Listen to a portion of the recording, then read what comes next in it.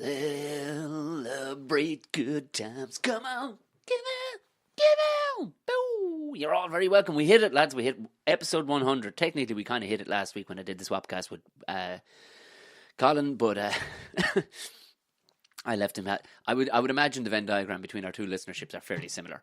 But if you haven't, go listen to the General Banter podcast. If you don't subscribe to it, go and listen to it. It's it's over there. We had a good old chat, myself and Colin Geddes. But this is today's one. Today's the official 100 episodes of Buckshot, not including RamblePod, of course, which I think there's 39 or 40 ones of them. Thank you very much. Today's I'll be honest, just home from recording or filming all day, and I'll be back out because I'm going hosting an old bingo loco tonight somewhere in Dublin, so I got a quick bit of grub and then head straight back out the fucking door again. So I'm going to get this recorded, but you're very welcome. This is Saturday the 2nd of March 2019. Well fucking done for sticking with it. Anybody put their hand up and listen to all 100 episodes? I'd love to hear that. I'd love to hear if you're listening. Just for this one, actually, too. Just take loads of screenshots. Let me know what you're fucking thinking and all the rest of it.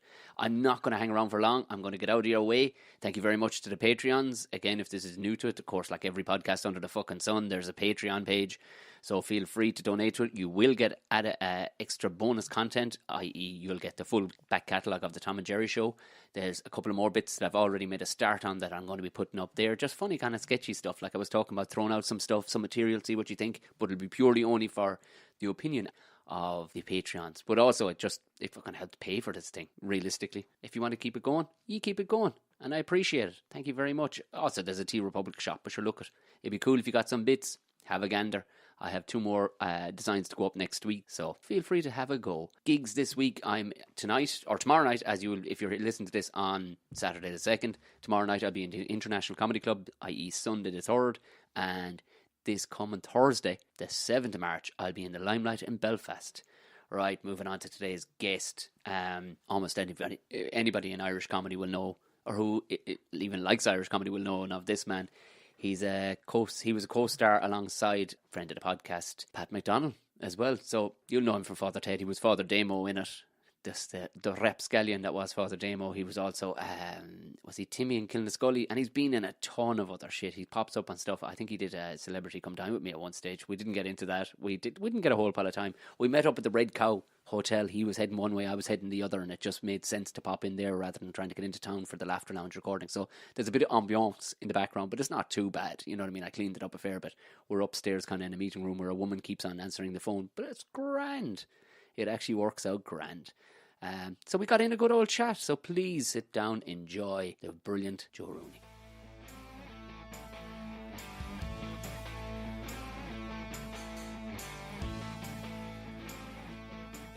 Thanks very much for doing it, Joe. We're off to the races. Yeah, popping no in problem, here Tom. today. Yeah. The ambience around us. Beautiful Red Cow surroundings here, yeah. It's something else, the Red Cow. I've been here about 20-25 minutes, and it is some turnaround of custom. Like, I'm just looking at it going, Jesus Christ, like, they're just... I know, yeah, for a place that's kind of in a weird spot. It's it used to be much... Obviously, there used to be the big roundabout above there, and this was... Yeah. But it's, like, trickier to get into it now, but it's fucking hell, it's out the door here, like. Yeah, it is, yeah. I've had a few meetings here. I guess where people go, oh, the Red Cow, yeah, I'll meet you there. Yeah. It was the first thing into my head. Yeah, there's probably someplace handier to get to, I'm sure, like, but like... Probably, I don't know, but it is a bit tricky now with that roundabout's insane now. It's our own spaghetti junction. When you're heading to Kinsale now? Kinsale today. Jesus Christ, we've discovered Joe may have a problem that... one of the boys may have to eat a bicycle or something. Put the bicycle in the car thinking I was only bringing one fella in the passenger seat. Now there could be a third, or there is a third fella. So I'm trying to figure out whether I should go to the nearest Halfords and get a bike. There's a bike centre right around the corner. Oh, is there? Yeah, there is, because I passed one actually. It's So go up to the left, is it? It's behind us here in the industrial estates behind us. Okay. Yeah, I definitely, cause I came through Ballymount. So you should be all right. No, there is definitely a bicycle place. I passed it. In Ballymount, if it isn't to be had in Ballymount. Ballymount Industrial Estate, where TV3 is. Yeah. You could even get a TV station there, an interview on telly. Or get something dipped in fucking zinc as well, right across the road, if you need it done. Absolutely, yeah. That was what happens. We were gigging together. Your man who did the morning show on here. Who's the... Yeah, TV3's an odd one, isn't it? Like, well, they're all kind of weird, aren't they? Especially when you do the live shows, like they're... Well, I don't mind Elaine. I like because she's always bringing me on the show. I know she is good. She's nice. Yeah. But on the breakfast show, sometimes I haven't been on it in years. I don't know if it still exists. But I always thought it was a bit weird because if you go into something like that, you have to get up really early. Yeah, and then you're there for 3 minutes. What was the point in that? I did a Sunday one, and it was the bleakest thing I've ever done. Yeah, it was about 4 people in the whole building. Yeah. One was operating the camera, and 2 were the guests or were the hosts. Like you know what I mean? No one there, and you're just looking around, going, and you wonder, is there even anyone watching? Yeah, this is the thing. Like, it makes podcasting easier then because you're going, oh well, clearly there's you can do all this shit remotely. So if that's the case, like But I went in, but. I kind of always feel when I go into those because they're so used to their daily routine of doing their show. I feel like I'm walking into people's work. Yeah. Do you know, like it's for some reason in radio, it's always like, oh, thanks very much, come on in. But whatever it is about walking into, because I've done the 6 o'clock show and I've done, what's the one? Was it Dahi? And I was on someone on RT, but I always felt like, sorry for. Because they're just so, they were so relaxed and they're like, hey, what's going on? What's the crack? They're doing it 5 days a week, yeah. And then all of a sudden the cameras come on. It's like, hey, how's it going? It's like, am I just in the way here? It's because I know stand-up comedy isn't, we're still putting on an act or whatever, but you can be some way real and that obviously we can curse and swear if we want and stuff like that. Yeah. So trying to make the connection between the two. Oh, I need to go to sneeze there. Sorry about that. Bless you. Yeah. Bless you. Sorry. That's all right. I can. But you know what? I may or may not edit it out. I love the rawness of podcasting. It's great, isn't it? Absolutely. Yeah. I don't really. I do one myself. Potteroonie. Yeah. What a great name. A great name. I suppose I could do it with anything I do. But I don't edit much out. Yeah, because you're. It's more it feels more live if you just leave. And that's the thing I like about it is that it separates it from the radio and the TV thing. You know what I mean? Like people listen to this like they're hanging around with 2 blokes who are having a conversation rather than it actually be, so Joe, we have Joe here. And people, oh shit, I'll just change over to something else. You know what I mean? And that's why there's no one. You don't have to go. Sorry, I have to go for an ad break now. There's nothing. There's because I think in the whole thing.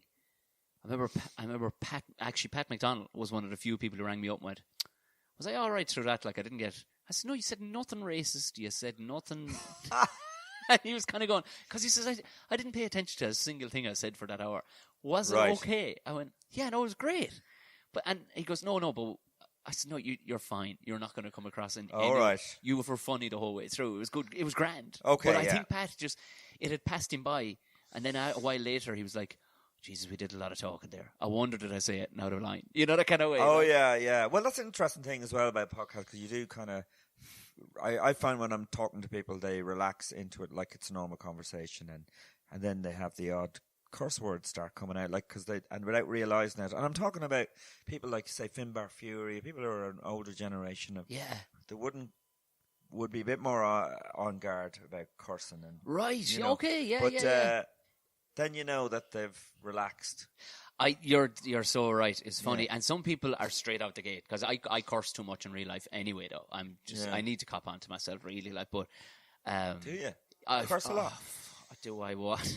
Unbelievable! Like way too much. I've actually been trying to curtail it of late because I think they lose their potency if you use too many totally. fucks. Yeah. Do you know what I mean? Yeah. You know who curses more on stage? Patrick MacDonald curses more on stage than he does in real life. He does. You're right, actually. Yeah, he does. The minute he goes on, fuck, it's... Yeah. Yeah. And the more nervous he is, the more he curses. Is that right? Yeah. Well, we'd had experienced the odd gig maybe once every couple of years that goes really badly, and and it's because you're playing a small place where they're just a bit conservative, right? Yeah. And there's one place Patrick I said like these guys are tough. Like this is a place where there was in the dressing room there was a picture of the Virgin Mary and stuff and all that kind of stuff. Oh Jesus! And I don't think she'd played the venue we're at, and it wasn't because she'd been there. But we put you in the Mary suite. yeah, she'd signed it. No, great gig. Great gig. Yeah. But anyway, he went on, and I could hear the cursing starting. And I was going, the more he curses, the more they're going to hate him. And then the more they hate him, the more nervous he's going to get, and the more he's going to curse. And then eventually, it was like every second word was like "fucking, fuck off, fuck," and it was like, this is a disaster. And Joe sounds, or Pat sounds kind of like a bold boy sometimes when he curses. Yeah, I've noticed like it's like fuck.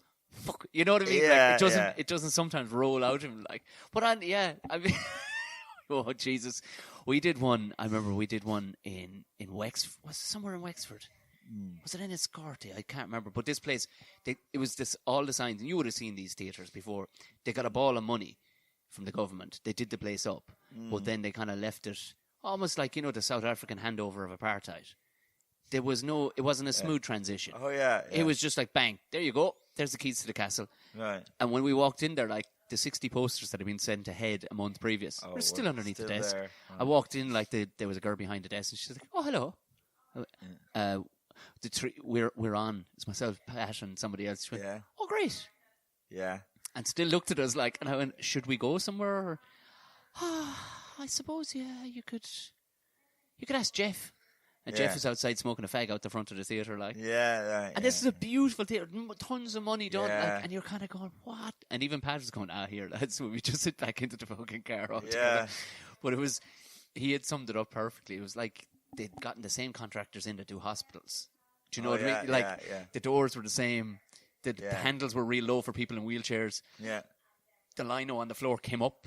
Came up the wall a little bit, and he was like, "Jesus Christ, I feel like I'm going to visit my mother-in-law in hospital." On a Friday evening, it's like, and he had a time perfect. He opened the door. He's like, when you're round the corner into a ward, and you're like, "Hello." Yeah, hello? yeah. He nailed it perfect. Yeah. But that was what theatres are the best place for. If you email them, you usually get the return email. I'm out of the office until such and such a date, and the date is usually 2 weeks ago. And because they go from good to like amazing, don't they? Like, is it down to like government run ones or ones that actually are privately owned and want to make money? Oh, privately owned, they're on the ball. Yeah. Now some of the government ones are good as well. It depends on who's running it. It's phenomenal. But sometimes they don't care. We did. I remember I was trying to think of the weirdest gig we've done together, and we've done tons. But I was trying to think.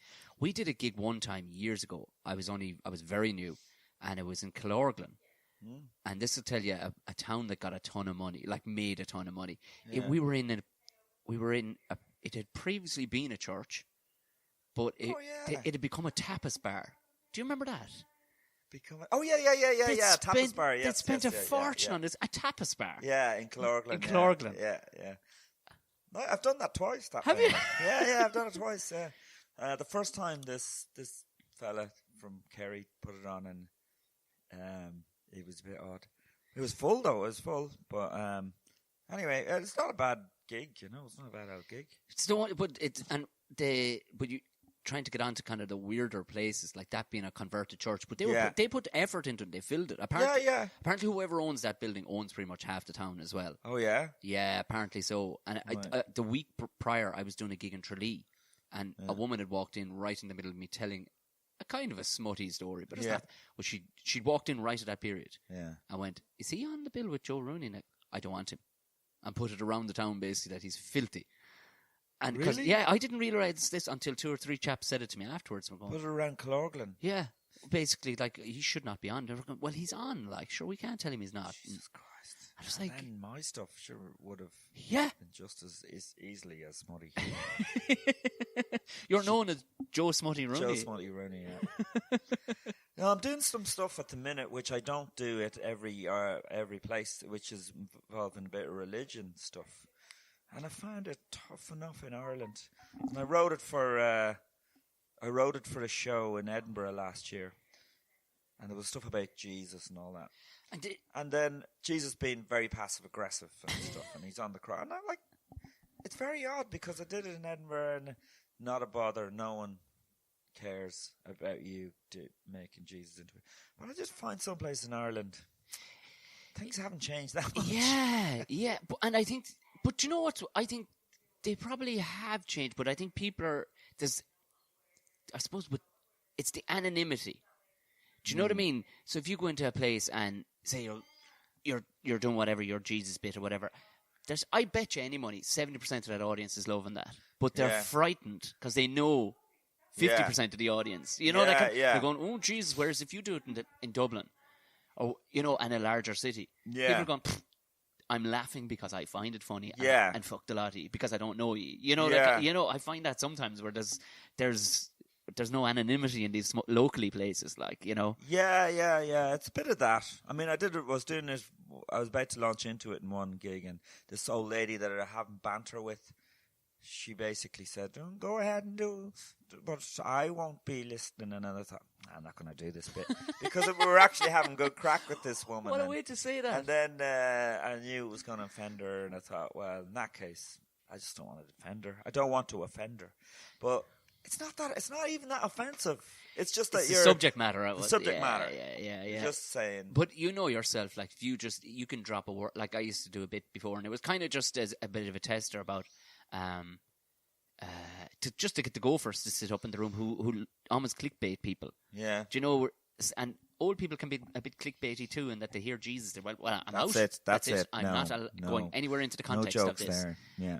So I remember you said try saying the word burqa, dropping it in somewhere, a subject of a burqa, and that can be a bang. You'll see like at least 10% of the audience perk up, going, "Oh Jesus, oh no."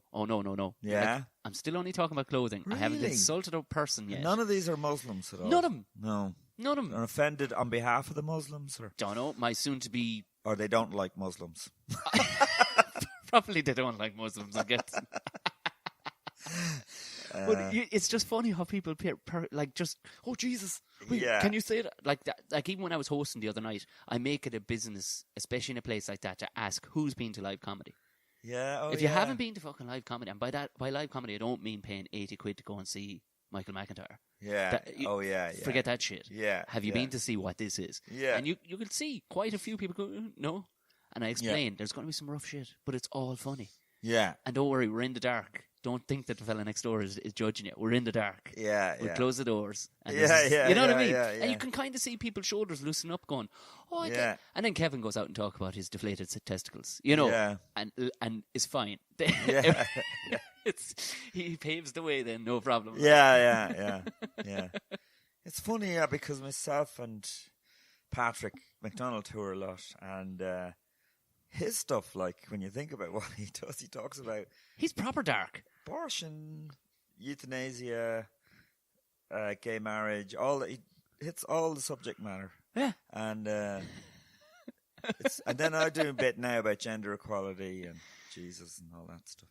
So I think between us now we're hitting all the subject matter. Have you gotten many people that, like, coming back to you about stuff like that? Because I don't. No, I'm trying to think. Anybody having a whinge is what I'm saying, like. I'm not sure if people have a whinge about something, and a fellow comedian actually said something about it to me, and I'm not sure if he was having because I did stuff about gender equality. Like, well, I was basically saying, if it was up to me, if I had a company, I'd just employ women. I mean, think of the money I'd save in wages, and then I go on and say, and that always gets a ooh and a laugh from a few people, and then a ooh, and then they say, well, no, I'm serious about this. There should be gender equality everywhere, the hospitals, the banks, and the prisons. Only 7% of prisons are women. We should make it easier for women to get into prison, make a push-up, wearing a push-up bra an offence, because it is fraud. Now, that can... That's a tight joke, though. That's a really tight joke. But some guy said to me afterwards, a fellow comedian said, I agree with you. Men are better than women. And I think he's been sarcastic. Okay. And that's not what I'm saying in that joke. Yeah, not at all. I'm not. It's still all silly joke. You know what I mean? Like, if it's still a joke. Yeah, I mean, it's... just having a go at the whole gender equality Yeah. thing. And, Yeah. I mean, Wow, the fact that is he a long time doing comedy, this lad? Because it sounds to me like he didn't fully get it either side of what you're talking about. The fact that he was like, see, maybe he was. I'm not sure if he was having a go or not. right. It was just later I went, was he having a go at me? Funny. If funny is funny. If it's straight up funny. Yeah, and that's the thing. And I genuinely think I would think 90% of people out there, male or female, get it. Yeah. But it's the real angry ones that jump on the keyboard and get angry about things. And you're like, Yeah. you're definitely not representing. Because by podcast listeners alone, like the people that contact me, they're going, and it's male and female. Like I can see the geo, it's about 46-54, male and female. And mine is in no way PC. It's in no way playing to anybody. It's just whatever the fuck. But like, you have to be able to have a laugh at those subject matters. They are the ones that you should be going for. That's exactly it. That was if it creates tension in the room, then it's probably the subject matter you should be going for. Yeah. But I even find, like, I was reading a thing recently, and it was I don't know how it got sent to me, but it was basically she was a female comedian, and but it was written so that it could be used by a man. Do you know what I mean? So she had a greater insight into what women get offended, or what would be offensive to say about women. Right. And it was all about like that, the pay gap and all the rest of it. Yeah. And it was fucking brilliant. And if a fella was to say it with his tongue in his cheek, and your average person getting it, it would have nailed whoever was being written for. You know what I mean? Yeah. But it was the fact that it was a woman. Yeah, must have blown some people's brains. You know what I mean? Going, oh wait, a woman wrote this. Well, if a woman did that material I just did, I think it'd be twice as funny. Actually. Yeah, it'd be twice as funny. I do. Yeah. And also, I mean, as I said to my wife, if she wants to just take all my material, she'd be more famous than me inside 6 months. Anyway, so it's all the ones.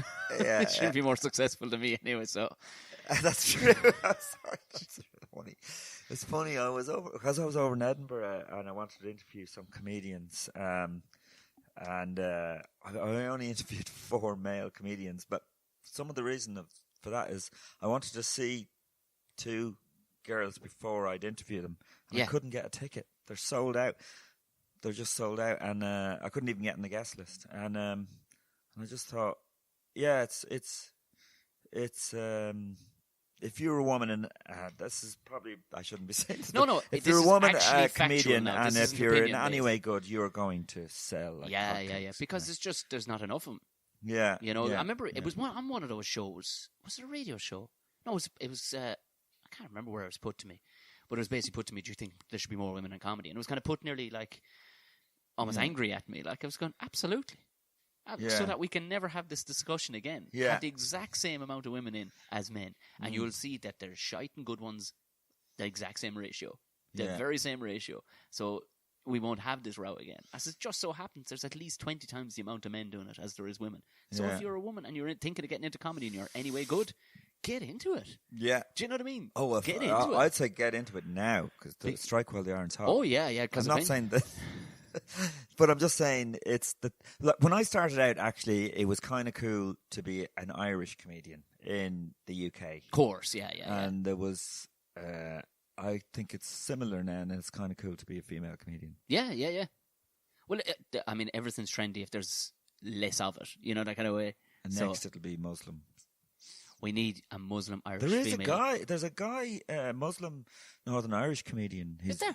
He's starting. Well, he's been starting out for a while, but he's I love that. He's been starting out for a while now. yeah, but he's good. He's funny. Right. Okay. Because he's got, as he said, he's like Northern Irish and Muslim. I mean, he's ticking all the terrorist boxes there. You know? Great. If he was only gay as well, it'd be fantastic. Yeah. And had a limp. Yeah. When did you start? When did I start?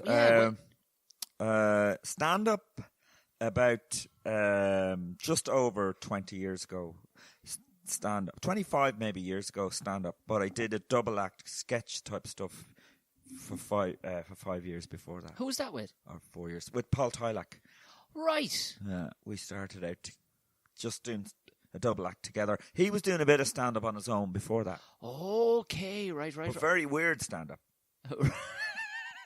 No, seriously, I saw him do a gig in. I was in a band and he supported us He came on before. Okay, right. And he did jokes in Sri Lankan,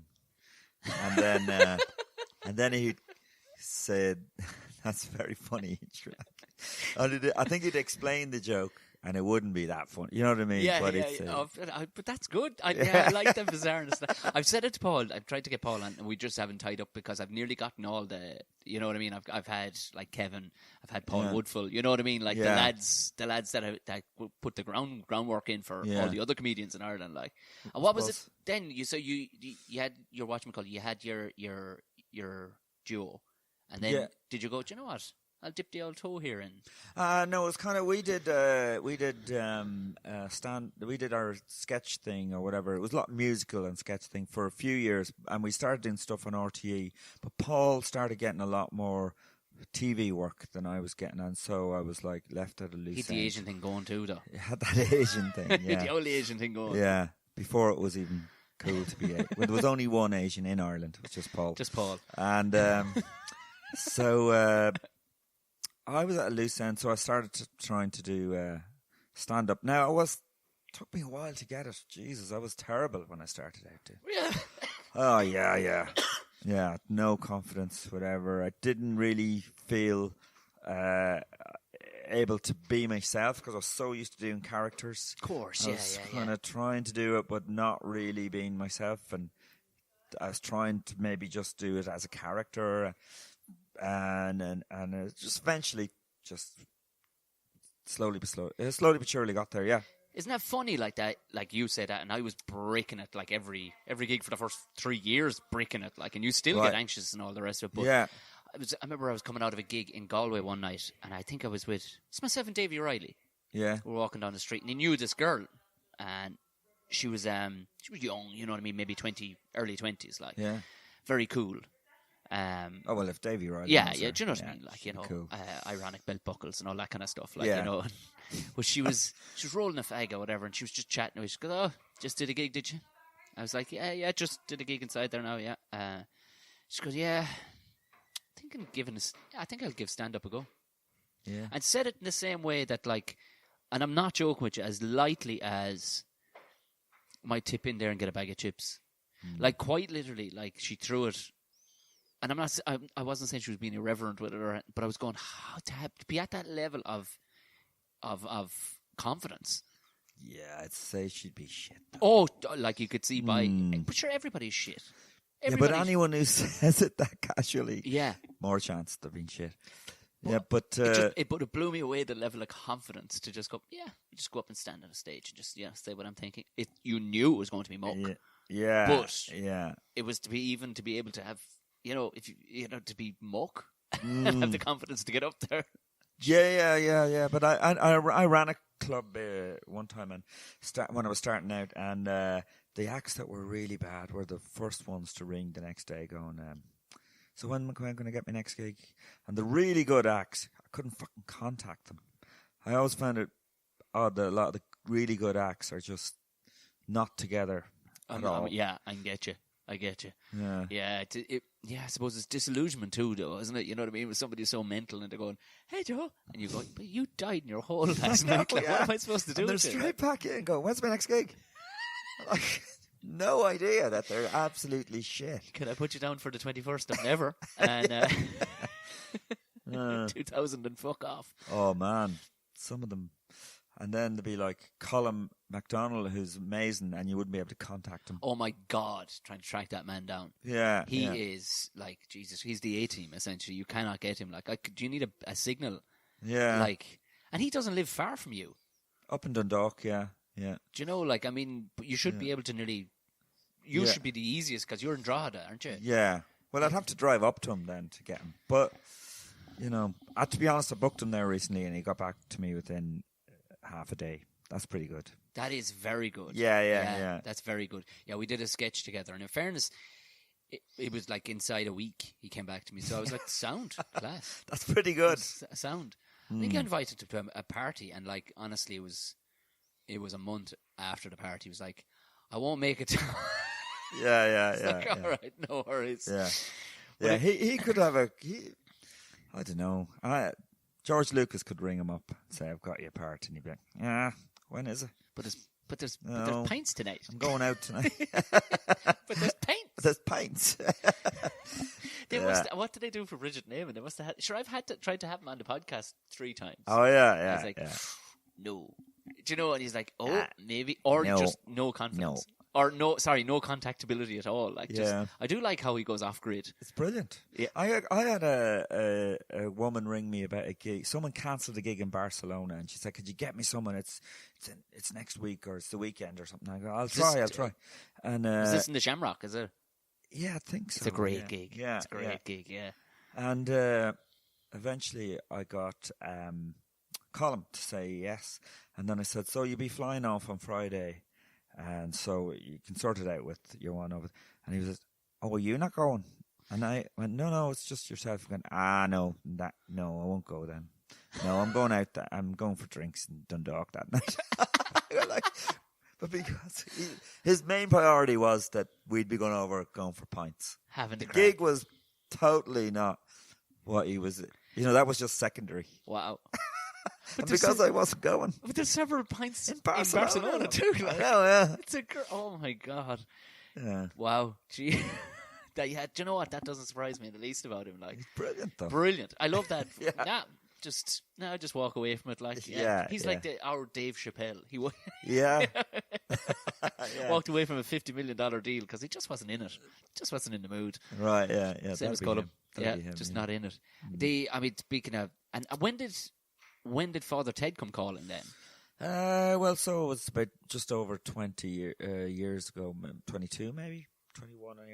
But was it up and running and out and everything? The first series had gone out, and then I got a call from. It was actually a message or something from Graham Lennon asking me to audition for this part, or saying that he was telling whoever did the auditions, I can't remember. He told them to contact me, but they didn't contact me. It's actually funny. He had to remind them twice to contact me to audition for that part. But wasn't Colin MacDonald running that agency by any chance? Was it? No. They cast a lot of big films as well. I don't know, but anyway, they got me in eventually, and I didn't actually. The first reading I did for it, I didn't say that he's a Dublin priest or anything, so I didn't do it in a Dublin accent. They went, and then they said, try it in a Dublin accent, because there was a character I was doing on stage that was a Dublin fella like that. So I think they said, do it like that, and I have to say, it really clicked even in the audition. Right, yeah. I thought, wow, that is funny. That is funny. Even I was going, that's funny, and they were laughing, Well, that's always a good sign. But it was so out of left field too, isn't it? Because when you I suppose Father Ted, as it was anyway, I suppose was just blowing people's minds, because you just think of priests as being out lads and just stoic and have no real accent or no real personality. But then you throw somebody like Father Damo in, who's like. Oh, jeez, Yeah, there was so much you could do with it. Well, there was a lot I thought you could do with it. Anyway, because the cigarette and all that, smoking and all that wasn't. I don't think that was in the script, but was it not? I was just. But the fags totally made it, like. Well, actually, hiding the fags was, but smoking on the wall, that wasn't necessarily. It wasn't necessary that I'd be smoking on the wall. Yeah. And I just flicked the cigarette. I love the way. I don't know if you look back on it, Dougal looks at that like, oh, amazing! That's amazing. Yeah. That's what most of it is what Dougal Ardle does as a reaction. That's what gets the laugh. Of course it is, because he just has that lost kind of puppy kind of a look. Like, Of course, Damo then is like too cool for school. Like, Yeah. It was, And I mean, had you any notion that it was ever going to be? No, not really. I mean, I was really happy to get that part, and I was really loved doing it. It was it was easy once you got it. Easy to do. But then I thought that was it. That's a job. That's a good job done. And it's great to get on Channel 4 and everything. But didn't think now I'd still be talking about it. When you see people dressing up as Father Damo in Ted Fest and stuff like that, and people have a go at me sometimes as well about it. What about? Well, if people want to have a go at me online, they'll go, all you did was one part on Father Ted, you've done nothing since. You know, that'll be the way they'll have a go at me. Oh, right, yeah. And you go, what the fuck have you done? Well, sorry, I have a body of work. Yeah, exactly. No, but you know, like, sure, look, I mean... But that's how they would have a go at me. And I agree, in a sense. No, I don't agree that I've done nothing since, but I agree it's a bit weird that it was one part and that I'm still talking about. But that's the way it is. But this is what can I do? It's you. It wasn't up to you how popular the show was going to get. Like, you know, and that's who to blame if you're going to blame somebody for. Yeah. You know what I mean? Like, so I mean, like, I'm sure your man who played Face in the A-Team did loads of work. Do you know what I mean? Yeah. But he'll always be known, and he'll be at all the conventions as Face. Yeah. Like Mark Hamill, I'm sure he's done tons of shit. Like, but he never needs to fucking buy a pint ever again because he was Han Solo. Like, you know what I mean? Yeah. Do you know? It's not up to you how popular the fucking thing got. Like, yeah, there's probably loads of actors who, maybe just done one part that everybody goes, Sure, Tom Vaughan Lawler in Ireland will never, and he's an amazing actor, but he will never be known for anything but Ninja. Yeah, no, do you know? No, I know. Sometimes it's just an ad. Someone does an ad that everyone remembers. Yeah. Sure. I mean, Fred for years was known as Fergus. Yeah, that's how they were building him in the Spar ad. And Fred has been gigging for years. But Fergus in the Spar ad because he had a goofy face, like he had that Dougal puppy dog look, like Yeah. So there's not a lot you can do with it. Like, no, it's fine. But I'm just saying that if someone like wants to have a go at me, that's how they'll do it. If it's online, not to my face, but you know the way it is online now. If someone gets annoyed at you. Well, the handful of times it's ever happened, I said, let's meet up, and there's radio silence. Because I don't think the internet is real. You know, it is a thing, and we're on the internet as we speak. Yeah. But as I've said it loads of times, like, you know, you can't get a broken jaw from the internet. Like, yeah, you know what I mean? Like, if you compliment people as well, they back off a bit. Like, that's a good technique. I need to learn. That's a really good point you've made there. Yeah, I need to learn to be more passive like that. All right, like, yeah. If I said that's a really good point you made there, and I feel it's been terrible. I should have made more of my career, but. But you've done bags of stuff, because I would have more of a memory of you from being in Killinascully. Yeah, but the odd person would remember that. Yeah, and that's I don't know why. Why is that? I don't know because you're why. Culty, is it? Possibly, but then Father Ted was quite culty too. Like, you know what I mean? Like, so I don't know why, but he just stuck in my head more than that. I suppose you played more of a comedic character in that. You know. Yeah, it's the odd person that would that be their. That would be what they'd know me from. Yeah. But the thing is, I don't look like Timmy as much as I look like Father Damo in real life. Yeah, because you greased down the hair. Yeah, it was all flat. And physically, you were kind of more hunched over and stuff like that. Yeah. Always kind of submissive to Pat's character, like, you know. That's right, yeah. I was a looter, the biggest looter. The biggest looter. Yeah, of the three lads. Where are you originally from? Galway, no, I was born in Galway, and then when I was 4, I don't remember much of Galway, but outside Tuam anyway.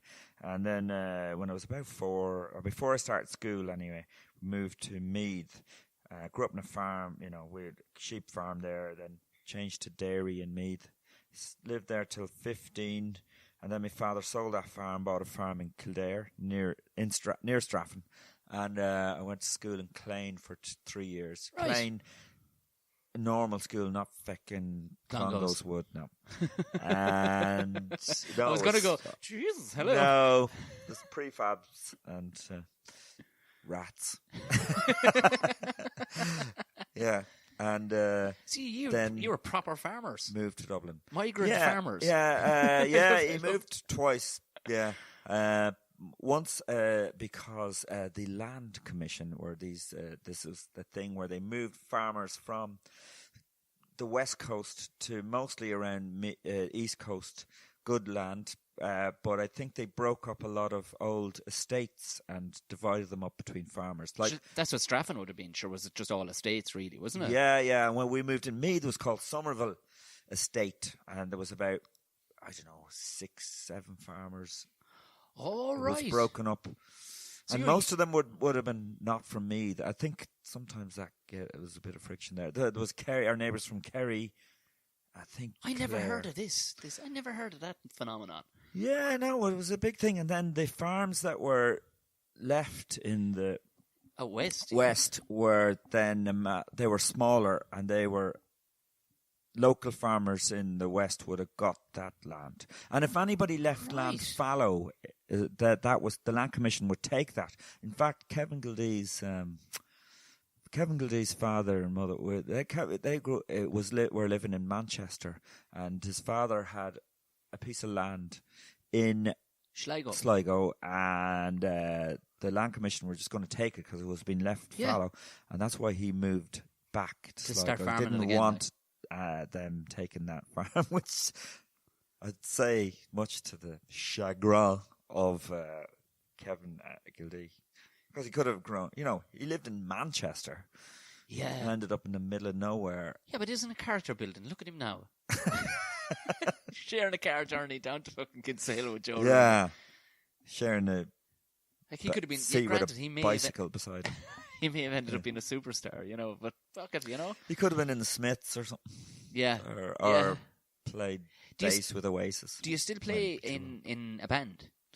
No, I'm not playing in a band. I sing sometimes with a band doing cover, like kind of 80s covers, like the Specials, the Clash, Oasis, Blur, I suppose as well. Not 90s stuff. I love 90s that. Stuff. Oasis or Blur. You just have to sling it in. Yeah. But yeah, and my son is in a band. My son's a proper musician. Right, class. Yeah, he plays bass in a band, but he's a multi-instrumentalist. That's deadly. Yeah. That's one thing of failing in life. I never learned how to play anything. I would have loved to have learned how to play something. Right. Thinking back on it now, it wasn't a priority at the time because all I wanted to do was play sports. Did you? Well, you were mad in sports, yeah? Mad for sports, yeah. Martial arts from a very young age. Really? Then rugby. I gave everything a go. But when you grow up in Tipperary, if you don't have a hurley in your hand, you're at nothing. What I mean? So it was, and I wasn't very good at hurling. I wasn't tasty enough. In hurling, you have to be very tasty. Skillful, isn't it? All I wanted to do was just go in like a fucking barbarian. You know what I mean? So it was much easier for somebody to go, here, do you want this egg-shaped ball? All you have to do is run into other people. That's it. Yeah. And there'll be loads intentionally. You actually make a beeline for them. Yeah, and there's loads of big fellas then will come in and push away the fellas you just ran into. That's all you got to do. So I was like, okay, that's fine. That's a sport. So did you play Gaelic football? I played Gaelic football, but again, it wasn't massive in Tipperary because the view is if you played football, fellas who played football just couldn't play hurling. It was viewed as like you could be about to play the All-Ireland football final, but if there was a club hurling match to be played, everyone would be into. You'd go, what are you doing playing that shit for? Do you know, it was just seen. And then when I went and played rugby, it was like, what are you? It was just seen as especially, it's funny, it was only the 90s, but it was just seen as being a total Protestant sport. Like, oh, yeah? Playing that shit. Even though because Munster is like but it wasn't Limerick. Limerick City, different thing, but South Tipperary, completely different. And I mean, the local club wasn't. It was a very old, long-standing club, but it wasn't in any way, posh. But it was just in our local area. Yeah. Even out in the sticks, it was just seen as, what are you fucking doing? Like, but then all of a sudden, the same fellas that were saying this, when the Heineken Cup took off and Munster got good, all these fellas immediately became experts in rugby. Oh, yeah. You're going, oh, I fucking see now, you bastards. Like, Yeah. But I mean, it was to my detriment. Like, I ended up just wrecking my body as a result. Like, by 26, I was done with rugby, like, because everything was starting to properly not click into place. Like, you get out of the bed, your neck was like at a 14-degree angle. Yeah. Oh, well, it's like that for the day now. Great. And after playing a game on a Saturday, it'll be Tuesday before you're properly back around again. Like, yeah. Really? Yeah. Especially if you're playing. 26, you're feeling like this. Yeah. Fuck. Because that's your prime, 26. Well, exactly. And I just knew it. I said, if I keep up this, like, And plus, work was kind of getting busy too. So I was like, I said, fuck it. I mean, I'm going to wreck myself if I keep going at this. Because you're seeing lads now. Would you get. What's it like with a massive bloke just flattens you? Like, you kind of have techniques for not being flattened too often as well. Like, you know what I mean? You can kind of see the big fatties, you can see them coming a mile away. Like, you know what I mean? So, but because you're doing it for so long and you have pre-season training as well, you've built up a toughness. Like, you know what I mean? So the first few games, all right, when you do get smashed. Let's say not flattened, but two lads smash into each other. I kind of, I don't know what's wrong with me, but I kind of in a weird way, I fucking loved it. Yeah. I loved the harder you can hit me, the better. Like, Yeah. I loved it. Yeah. Absolutely, and I had no respect for my face, my head, anything, just Yeah. straight in, like just. Like, Yeah. But I don't know why. But I think it was just a rough old country fella in me too. Like, Yeah. I just loved that clattering. Yeah, no, I can understand it. I can understand it, yeah. There was a real kind of, I don't know what it was. There was nothing else being asked of me. So it was like, I can do this really well. And Yeah, the pain receptors in my face don't really, So I kind of nearly took pride in being a bit of a hard bastard. You know, that kind of way. Good, bad, or indifferent. I was tough. Yeah. It's funny how a sport, like, I only played soccer and just local soccer, but I turned into it. I used to be cursing and shouting an awful lot when I went on a pitch. Yeah. Like, I really shout. I remember a ref telling me to tone down my language. You know? Really, yeah. But I suppose, but sport does that to some people. It turns them into a savage. And then you'll come off and it's like, and I only recently listened to a podcast. It was about he was a South African player, and like, it was your man Mike Tyndall was saying it, who's married into the royal family some which way. And they were saying, who's the biggest psycho you ever played against? This guy, Fleck was his name. And he played against him, and like the things he said to him, like, as he hit him with a smash. And England had been beating South Africa at the time by 50 points. And he said things, he goes, man, you get arrested if you said him in the street about a man's family and his wife and his children. That's what he said to me. And he said he got signed to the same club as me then, the following season. And I had to confront him about it. I said, man, I'm thinking of leaving this club because they've signed you. Yeah. And he explained, he goes, nah, man, I was just in a dark place at the time because we were down 50 points. You know, that's just me. You'll see that. It's just me. Yeah. And he said, I ended up being best friends with the guy, but he says he was a complete... Once he crossed the whitewash, like a total lovely as couldn't do enough for you, but once he crossed the whitewash, he could punch his own players, anything. Just a lunatic. Yeah. And a highly well-rounded, smart man. But as soon as he got onto the pitch, just something caveman came out of him, like. Yeah. You always want, if you're supporting a team, you'd love that kind of player. Love it. You? And if you're like John Terry, if you're on your team, but you'd hate him if you're against him. But I mean, that's how like Roy Keane became so iconic. Do you know? Yes, he was a good player, but there was other good players. Like, but because he just broke up everybody around him and played, he would have played till his legs fell off. People were going, I can fucking buy into that. Yeah. Do you know what I mean? They can buy into that. Yeah, like, know? It's amazing. It's amazing. And I think it's similar, but I suppose it's a kind of a vein of, I suppose, performing too. Is if people see you being genuine. Going, that fucker's loving what he's doing right now. Like, he's enjoying the shit out of this. Like, this is where he's meant to be. Like, people seem to, I think, feed off that. They're like, I fucking like it. I can get on board with this lad.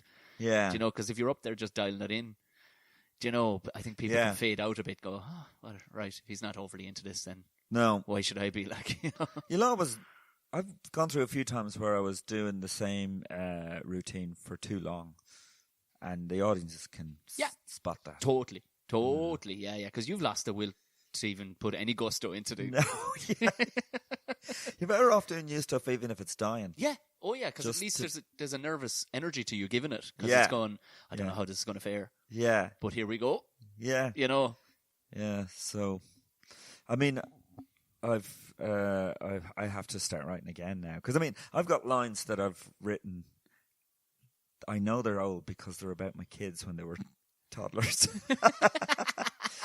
This isn't my old set, but there's a one line I've been using for years. You know that line, but I just can't do it because it was my opening. You always want, when you start, you want to get a laugh within about 30 seconds, or you want to, yeah. And I could never think of just a one line just to start a gig, apart from this line about, and it's basically about my kids being 5, like, or something. Yeah.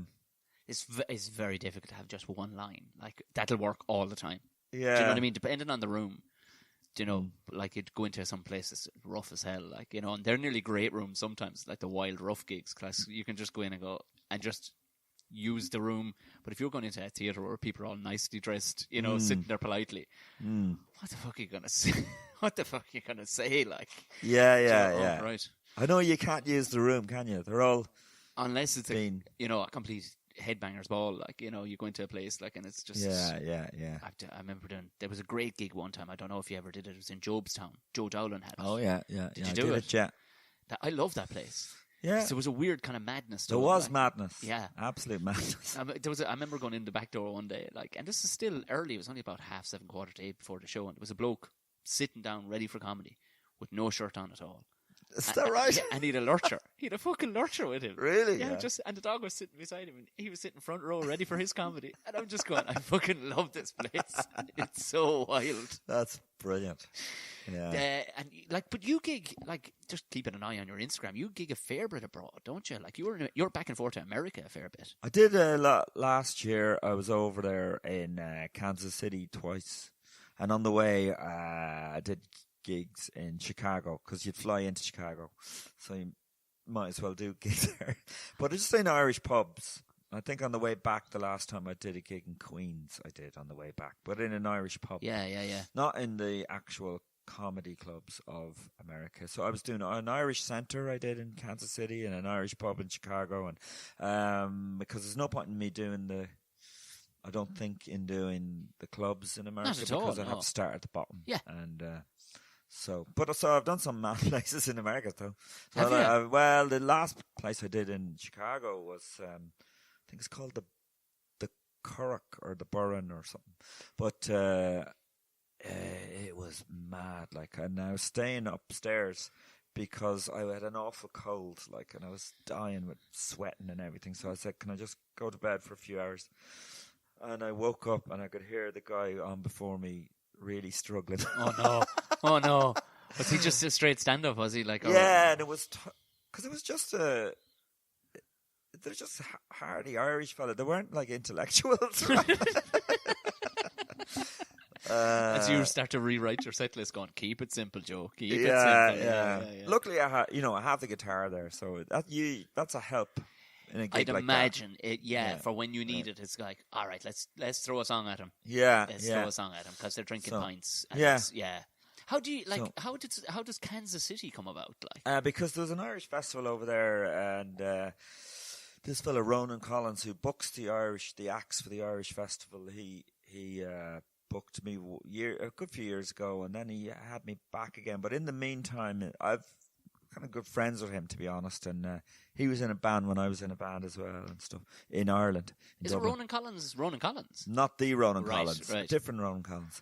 And so there's been a few TV or film things that he got me involved in. So there was a film I went over last year and shot a feature film over there, and then before that I went over and did class. It's not out yet, but I had a look at it. It's good, like great. So jeez, fair play to Ronan Collins. Yeah, he got me involved. He got me involved with the director. The director came over here and saw me doing a play in Dublin, and then he cast me in a role there. And then there was a fella, Mike Farr, who's doing a kind of a taster for a pilot for an idea he had of. So I did that as well, where I played a priest in that as well. Did you? Yeah. But anyway, come here in Kansas City. Do they know it's Joe Rooney, or do they know? No. Do they have a sense of? A few Irish people do, but right. Mostly no. They're Irish Americans, so no, they don't know. Right, but I know that's them. nearly better in some ways too, though. They know me just from the stand-up I do now, because I've done the Irish Centre once and I've done this festival twice. So I've got to know a lot of people over there. Great, actually, and. It's a nice enough place because it's not. It would be seen as a hick place to most Americans, like East Coast or West Coast Americans.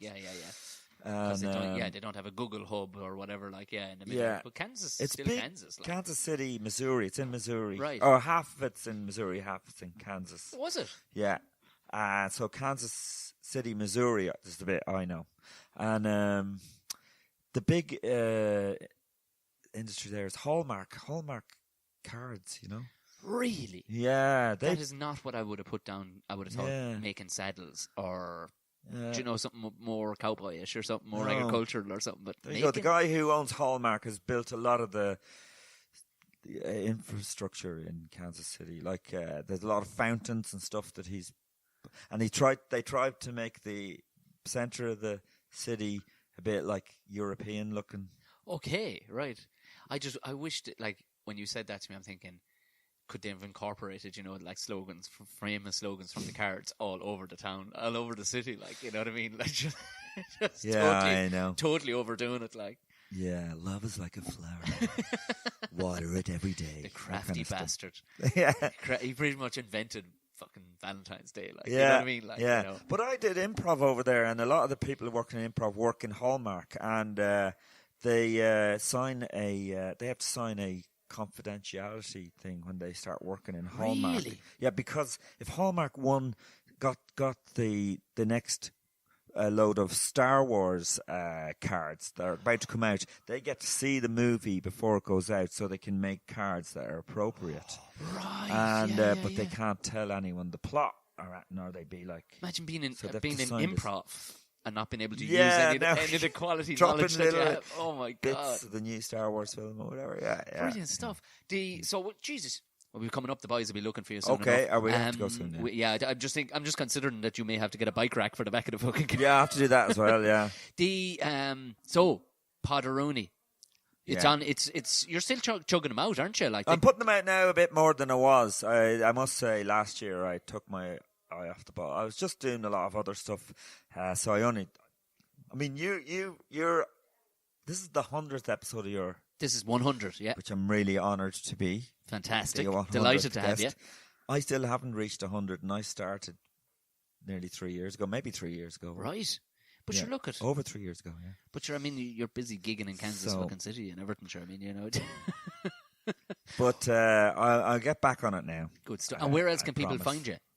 I'm on Chasing you in gigs and stuff like that. Instagram, Joe Rooney Comedian, Facebook, Joe Rooney Comedian, website, Joe Rooney Just Joe Rooney. Comedian.com. There's a guy in Kildare, actually. I don't know if you've noticed. Oh, yes, this. buses. Buses, yeah. In Kildare town. I was going, yeah. jeez, Joe's a cute whore, but he has the Yeah, buses I and know. taxis He's on the doing goes. well, fair He's play doing to well for himself, that Rooney lad. Yeah. Unfortunately not. No, the patriarchy hasn't done much for me. The patriarchy. Hasn't done much for me either. Joe, it's been an absolute pleasure. Thank you very much for doing episode 100. Yeah, I'm honoured, to be honest. Thanks a lot, Tom, for having Cheers, me Joe. on. My thanks to Joe Rooney. Fair play to Joe. So like you said, follow him on all platforms and everything else. Just chase up his podcast, The Pod of Rooney. Hit subscribe on this one if this is your first time listening. Give us a rating. Give us a high rating. I want some of that 5 stars, that goodness. That good 5-star goodness. Leave a comment at the bottom as well. It helps people find it on iTunes. It would seem the majority of people are listening on Apple or iTunes related things. Go ahead and share it at the very least. If you just want to fucking share something, throw up Tom's Owl Podcast. Also, like I said, there's the Patreon there if you want to give it a gander. If you want to throw an old dollar or a couple of dollars at the old podcast, that'd be fantastic. It helps it all go down the road nice and calmly. Right, go on away, enjoy the rest of your weekend, and I'll talk to you again on Tuesday.